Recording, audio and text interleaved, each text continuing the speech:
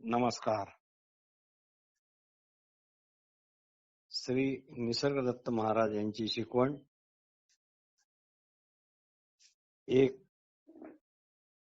चिंतन संकलन भाग 19 श्री निसर्गदत्त महाराजांना एकदा असं विचारण्यात आलं की इथे आपल्या घरी भिंतीवर किंवा टेबलावर हे निरनिराळे संतांचे महात्म्यांचे असे फोटो लावलेले आहेत. आपल्या घरी संतांचे महात्म्यांचे असे हे फोटो लावलेले आहेत, त्याबद्दल काही सांगता का? महाराज म्हणाले,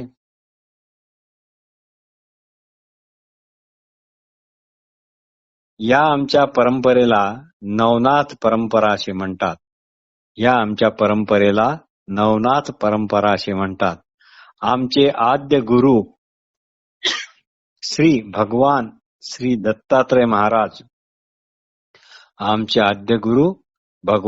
दत्तात्रय महाराज आहेत. प्रश्न यावर त्यांच्या शिकवणुकीचे वैशिष्ट्य काय?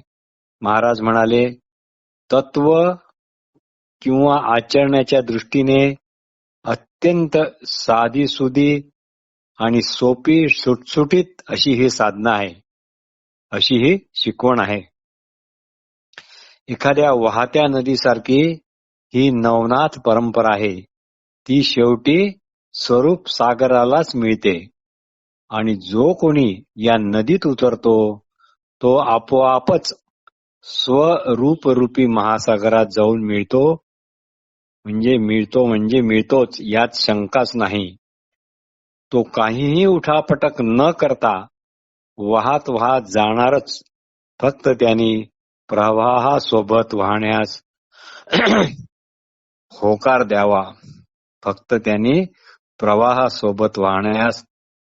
द्यावा, नकार देऊ नये. प्रश्न, मग आम्ही विदेशी नागरिकांनी काय तुमच्या या नवनाथ परंपरेचा स्वीकार करावा काय, किंवा स्वीकार केलाच पाहिजे असे काही आहे काय?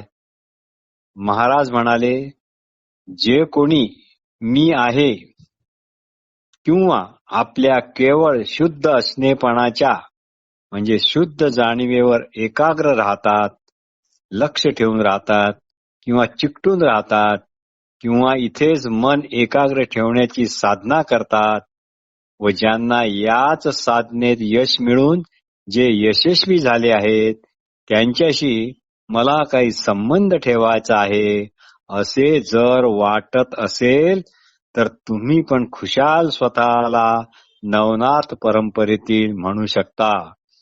आणि एखाद्या सुस्थिर परंपरेशी आपण पण निगडीत असण्याबद्दल आनंद वाटण्यात गैर ते काय? पण निव्वळ एखाद्या परंपरेची नावे स्वीकारून मात्र काही एक उपयोग नाही.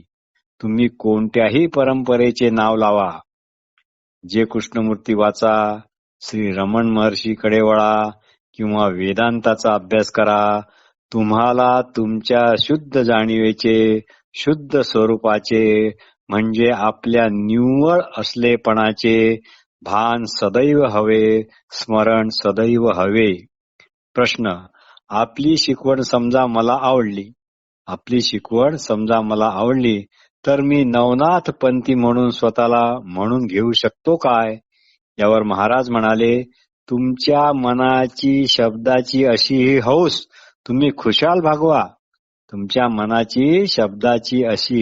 तुम्ही खुशाल भागवा. केवळ नावामुळे तुमच्यात काही फरक पडेल अशी मात्र आशा बाळगू नका.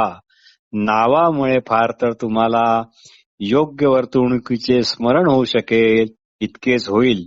सारांश, वस्तुतः तुम्ही जसे आहात तसे स्वतःला अचूक ओळखा. स्वरूप ज्ञानाला दुसरा कुठलाही पर्याय नाही. प्रश्न, समजा मी स्वतःला अचूक जाणलं तर याबद्दल असा कोणता पुरावा आहे का की मी स्वतःला अचूक जाणलं म्हणून? यावर महाराज म्हणाले, मी आहे किंवा आपला असणेपणा या अपरोक्ष अनुभवाकरता पुराव्याची जरुरी नाही आणि पुरावा जर नसेल तर आपला असणेपणा काय सिद्ध होणार नाही की काय? असे थोडेच आहे. असणेपणाचा आणि आहेपणाचा अनुभव केवळ अद्वितीय एकमात्र असा असतो. त्याबद्दल गफलत कधीही म्हणजे कधीही होत नाही. फक्त त्याकडे लक्ष नसले तर तो धूमिल किंवा अस्पष्ट केव्हा केव्हा होतो किंवा कधी कधी सुद्धा होतो. पण आलेले अडथळे दूर होत असतो. अकस्मात जागच्या जागी अगदी पूर्वीसारखा ताजा तवाना असा स्पष्ट होतो. प्रश्न: जगाची सध्या जी अवस्था आहे तिला कुणीच जबाबदार नाही की काय? जगाची सध्या जी अवस्था आहे तिला कुणीच जबाबदार नाही काय? महाराज यावर म्हणाले, जबाबदारीची कल्पना केवळ आणि केवळ तुमच्या मनातच आहे. जशी जगाची कल्पना पण तुमच्या मनात आहे तशी. म्हणजे तुम्हाला वाटते तुम्ही जगात आहात म्हणून, पण वस्तुतः जग तुमच्या मनात आहे. कारण जगाची कल्पना तुम्हीच केली आहे. तुम्ही त्यामुळे जगात काहीतरी बाहेर घडते त्याला कुणी जबाबदार असलाच पाहिजे असे तुम्हाला मात्र वाटते. पण माझ्या दृष्टीने तुमचे जग हे तुमचेच दिवा स्वप्न आहे. दिवा स्वप्न म्हणजे दिवसा जागेपणी डोळे उघडे ठेवून जे स्वप्न पाहिले जाते त्याला दिवा स्वप्न असे म्हणतात.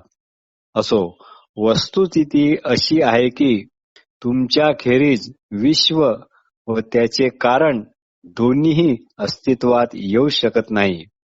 प्रश्न: तुमच्या अशा बोलण्याने मी विश्वाचा निर्माता आहे की या विश्वाची निर्मिती मीच कशी केली आहे हेच मला आता कळत नाही.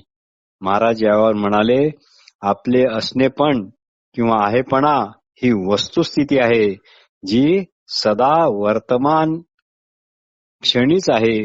मी जग निर्माण केले आहे किंवा मी जगाची निर्मिती आहे इत्यादी सर्व कल्पना ह्या तुमच्याच आहेत. कारण मी तुला निर्माण केले आहे असे ईश्वराने किंवा जगाने तुम्हाला येऊन थोडीच सांगितले आहे की काय? किंवा जगाने कधी तुम्हाला सांगितले आहे की हे पहा मी इथे आहे बरं का?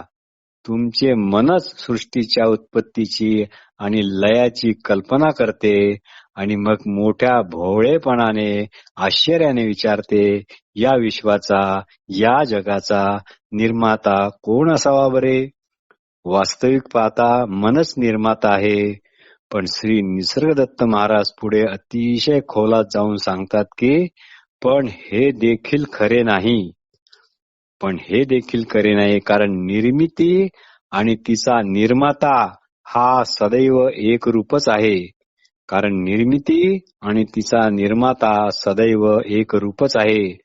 मन व जग अलग अलग नाहीत. जसे नृत्य हे नर्तकापासून वेगळे नसते. निर्मिती म्हणजे नृत्य समजा व निर्माता म्हणजे नर्तक समजा आणि हेच ओळखा व इथेच थांबा. पुढे काहीच कल्पना वगैरे करू नका. प्रश्न: मनाच्या पलीकडे म्हणजे तुम्ही म्हणता तसे आपण कल्पना करतो त्याच्या व्यतिरिक्त त्याच्या पलीकडे किंवा बाहेरच्या बाजूला एखादे विश्व आहे काय? महाराज यावर म्हणाले, सर्व अवकाश व काल हे केवळ आणि केवळ मनातच आहेत. सर्व अवकाश व काल हे केवळ आणि केवळ मनातच आहेत. मनापलीकडच्या जगासाठी तुम्ही कुठे चांगली अशी जागा शोधली आहे का काय? मनापलीकडच्या जगासाठी तुम्ही कुठे चांगली अशी जागा शोधली आहे काय? सर्व काही मनात असते. तुम्ही आता जो प्रश्न विचारला तो पण कल्पना करूनच विचारलेला आहे. तात्पर्य सर्व काही मनातच असते आणि केवळ कल्पनेद्वारे मनाने निर्मिलेलेच असते आणि एक अन्य प्रश्नाला उत्तर देताना श्री निसर्गदत्त महाराज म्हणतात, सद्वस्तूचा शोध हे सर्वात धोकादायक काम आहे. श्री निसर्गदत्त महाराज म्हणतात, सद्वस्तूचा शोध हे सर्वात धोकादायक काम आहे. कारण तो शोध तुम्ही वास करीत असलेल्या तथाकथित जगाचा नाशच करतो. ज्याचे सर्व घरच धडाडून अग्नीच्या भक्षी मुखात जात असेल, पडले असेल, तर त्या माणसाला आगगाडीची पेटी बाळगणे धोक्याचे आहे बरं का, असे सांगणे म्हणजे एक निरर्थक उपक्रमच आहे. तुमच्या मनाच्या आरशात प्रतिबिंबे प्रगट होतात, मावळतात, पण आरसा मात्र जशाच्या तसाच असतो. तुमच्या मनाच्या आरशात प्रतिबिंबे प्रगट होतात, मावळतात, पण आरसा मात्र जसाच्या तसाच असतो. अस्थिरामध्ये स्थिर काय आहे, परिवर्तनामध्ये अपरिवर्तनीय काय आहे हे ओळखण्यास शिका. मग तुम्ही जाणाल की सर्व भेद केवळ दिखाऊ आहेत आणि दिखाऊ आहेत म्हणून टाकाऊ पण आहेत. अभेदात्मक स्थिती किंवा तुमची एकरूपता काय ती पण एकच सत्य आहे.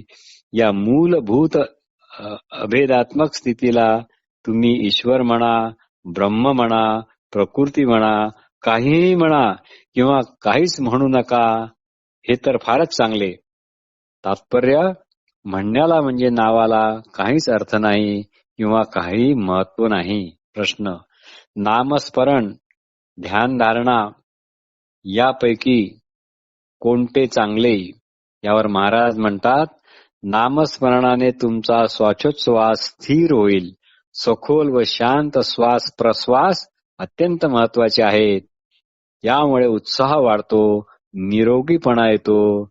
झाडाची मुळे निरोगी असली व त्यांना भरपूर पाणी घातले तरच पुढे त्यांना गोड फळे येणारच. म्हणून निर्मळ असा, सावध असा, दगदग करण्याची काहीही गरज नाही. जीवनात जे घडेल त्याला आनंदाने तोंड द्या, त्यापासून दूर पळू नका. एवढीच तपश्चर्या तुम्हाला पुरेशी आहे. जे काही वाट्याला येईल किंवा जे आलेले असेल ते आनंदाने स्वीकारा. प्रतिकार किंवा खेद करू नका. चांगले असेल तर उतू मातू नका. प्रश्न, मला एकलेपणाची भयंकर भीती वाटते, काय करावे? महाराज म्हणतात, हे बघा, तुम्हाला तुमच्या स्वचा सहवास नेहमीच मिळू शकतो.